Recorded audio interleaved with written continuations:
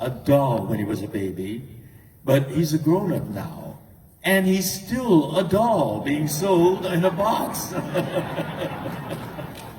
I'm a doll. And you folks have given us this kind of longevity and these many, many opportunities to live long and prosper. And I'm very proud to tell you that in 9 more days, another book by me is coming out. It's called They Called Us Enemy. It's a graphic memoir. You know what graphic novels are, like a comic strip? Well, it's like that, but it's my memory of my childhood imprisonment at 5 years old in the swamps of Arkansas. Some of you may not know that history. When Japan bombed Pearl Harbor, overnight, this nation went hysterical with war and racism. And although it was my grandparents' generation that came to the U.S., to California, my maternal grandparents came to Sacramento, California. My paternal grandparents came to San Francisco, and my mother was born in Sacramento. My father was a San Franciscan. They met and married in Los Angeles, and I was born in Los Angeles.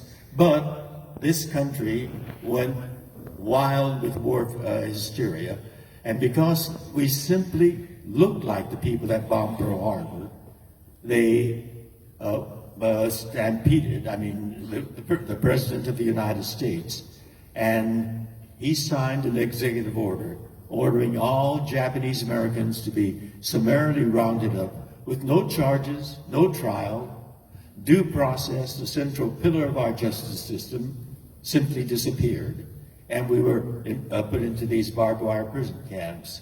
And so I tell this story from the eyes of 5-year-old me, and I titled the book, They Called Us Enemy.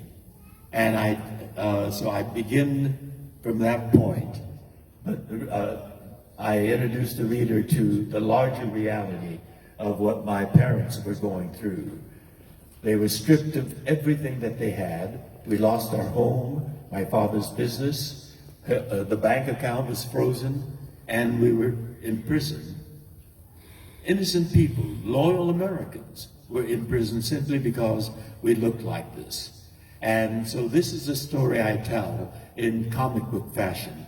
Those of you that read my autobiography, To the Stars, you know that story, because the first third of the book is about that.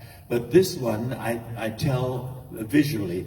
I found an enormously gifted illustrator, animator, an anime artist, and she created this little boy that sort of looks like me when I was 5 years old, but she does just a line or a dot or a squiggle, and there's emotion on that face. Harmony Becker is the name of the artist, and she is really an artist. And so that book comes out in 9 days, or if you want to go online, you can pre-order, and it's #1 on Amazon's pre-order list. So we're doing well. Thank you. Thank you. They Called Us Enemy. And next month, a mini-series premieres on the 12th of August. And that's a series on the subject of the internment of Japanese Americans, fused with the old ancient Japanese literary form and cinema form of kaidan, which means horror stories. The internment was a horrific experience in itself, but it's intensified a little bit more with the kaidan ghost tales element. Some of you may have seen the trailer that's already online. It's going to be a spine-tingling 10-episode miniseries. So this month, my graphic memoir comes out. They called us enemy, and next month, The Terror, Infamy is going to start airing on the 12th of August.